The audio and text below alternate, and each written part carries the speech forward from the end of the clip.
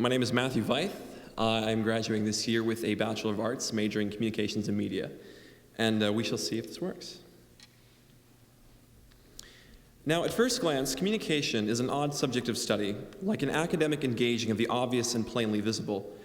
We don't all go around formulating theological theories or conducting psychological studies, but we all make use of language as a media to communicate with each other. And anyone with a smartphone in their pocket carries a production studio. Therefore, we study what isn't obvious. James Carey, a scholar of media, describes communication as a symbolic process of creating, maintaining, repairing, and transforming reality. At its worst, we create harmful realities like apartheid, or banal subcultures devoted to cat videos. But at our best, we create civil rights movements and rich and powerful literature. Like the engineers and skilled laborers at work on the new police station down the street from our campus, we are learning to work with the symbolic structures of communities and societies through the power of communication. But this wasn't always apparent to me. When I came to CMU, I thought mostly in terms of multimedia and technical production. I found theories of creating symbolic reality through communication rather esoteric and cute, gravitating instead toward theories like Marshall McLuhan's quote, "The medium is the message," which appealed to my technical side. But over the course of my four-year degree, I discovered multimedia's real power as a conduit to actually create new realities and symbolic structures, as real to people as physical objects that they shape and are shaped by. 2 years ago, I became the co-editor of the Doxa with Alex Schaefer, intrigued by the technical challenge of reviving our out-of-action student magazine. But I soon realized I had grabbed hold of just a corner of a much greater picture, creating a brand, managing themes and deadlines, supporting and motivating writers, and getting the community involved and interested.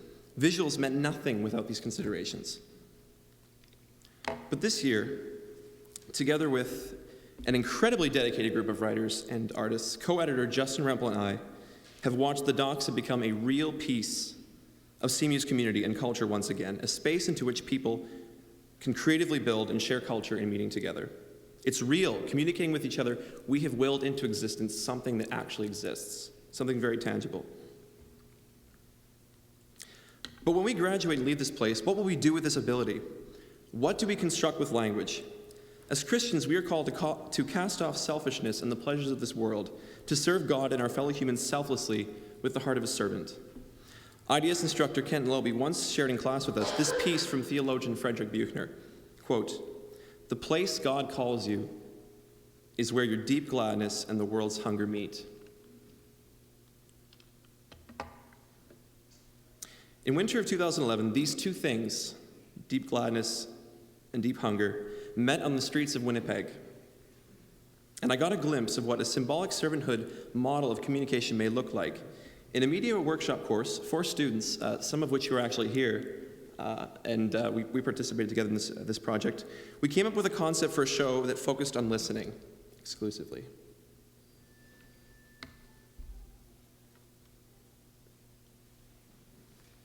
Let's just try that one again there. I just feel like I'm talking. Let's talk. Join 5 CMU students listening to the people of Winnipeg.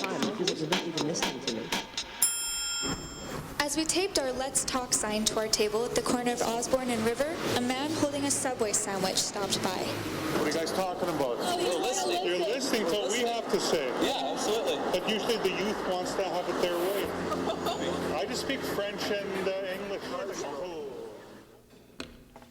Working without a set design, story angle, or interview questions, we all said, "Talk to us. What's on your heart? We want to listen." And people poured their hearts out to us on the side of the street. Local radio station Ignite 107 aired these interview pieces for 13 weeks straight, and they asked us if we would allow them to carry on the project into the future. In understanding what made this show powerful and compelling, we can turn to Carey's theories of transmission and ritual communication. Transmission communication links people across distance to maintain control, sending messages across technological mediums. But ritual communication, on the other hand, builds connections between people in communities across time, across generations, within the same culture. with cross cultures. Both are integral to functioning societies, but today, the ritual model is shoved aside in favor of efficient, instant transmission that obsoletes the very meaning of distance and eagerly forgets the past, which has so much to offer. Let's Talk was powerful because it chose to make room on the airwaves for old wisdom, for patience, and for the sharing of life stories across generations. We talked to an amazing variety of people, amazing variety of ages, and it was really quite incredible to note we did so little in preparing for this except to say we're going to be less and do less and be less of ourselves, and it was incredible. We gave the gift of listening. Now, as Jesus says in Luke 4:18, "The Spirit of the Lord is upon me, because he has anointed me to proclaim good news to the poor. He has sent me to proclaim freedom for the prisoners and recovery of sight for the blind, to set the oppressed free." I believe creative communication is called to do the same, for communicators to use their abilities to bring a voice to the voiceless and to listen to the stories of the marginalized. These moments and these humbling opportunities I've had to experience these things to help create new realities and tend to broken ones have been worth their weight in gold.